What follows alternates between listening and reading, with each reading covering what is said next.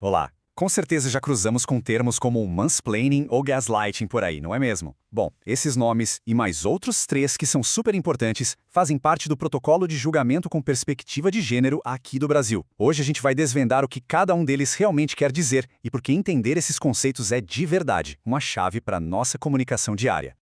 Então, nosso caminho vai ser o seguinte. Primeiro, a gente entende de onde vêm esses termos. Depois, vamos mergulhar de cabeça na definição de cada um dos 5 conceitos. E para fechar, vamos conectar tudo isso e ver por que eles são tão relevantes socialmente. A fonte de tudo isso é o Protocolo de Julgamento com Perspectiva de Gênero. É bom pensar nele como uma espécie de guia para o sistema judiciário, sabe? Ele foi criado para garantir que os julgamentos levem em conta as desigualdades e protejam os direitos das mulheres. É um pilar do que se conhece como constitucionalismo feminista. E aí, dentro desse protocolo, tem 5 termos que, olha, se destacam.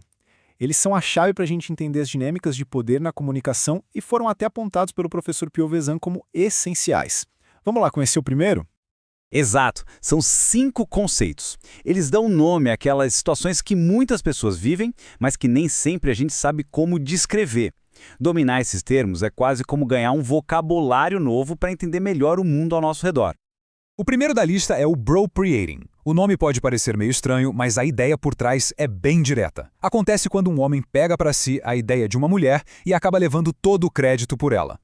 Vamos imaginar a cena. Uma reunião de trabalho, uma mulher sugere uma solução super criativa, ninguém dá muita bola. Passa um tempinho, um colega homem repete a mesmíssima ideia, só que com outras palavras, e de repente, nossa, que genial, todo mundo adora. Pronto, isso é bropriating.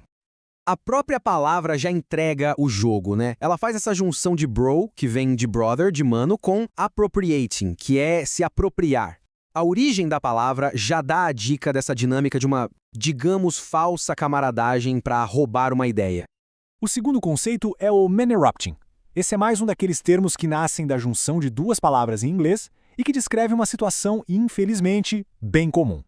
Que é quando um homem interrompe a fala de uma mulher sem necessidade, sabe? Sem deixar que ela conclua um raciocínio. Isso rola em reuniões, em debates e, como a fonte que a gente usou aponta, até em ambientes que deveriam ser super formais. O professor Piovesan até sugere um exercício bem interessante: assistir a uma sessão de tribunal e simplesmente contar quantas vezes as mulheres são interrompidas em comparação com os homens. É um convite para a gente observar e perceber como esse padrão se repete. Agora, vamos ao terceiro termo, o mansplaining. Esse talvez seja o mais famoso da lista. E a expressão popular macho palestrinha captura a essência dele de um jeito perfeito. Sabe aquela explicação super condescendente que um homem dá para uma mulher sobre um assunto que muitas vezes ela já domina, às vezes até mais do que ele? A questão central é essa presunção de que ela não entende. Isso é a marca do mansplaining. E olha, a expressão macho palestrinha é a tradução cultural perfeita. O mais curioso é que o próprio professor conta que aprendeu essa expressão com uma aluna, o que por si só já é um exemplo bem interessante dessa dinâmica toda, né? O nosso quarto termo é o gaslighting. Aqui a coisa fica mais séria. Ele descreve uma forma de manipulação psicológica que é bem mais sutil e perigosa, porque busca fazer a mulher duvidar da própria sanidade.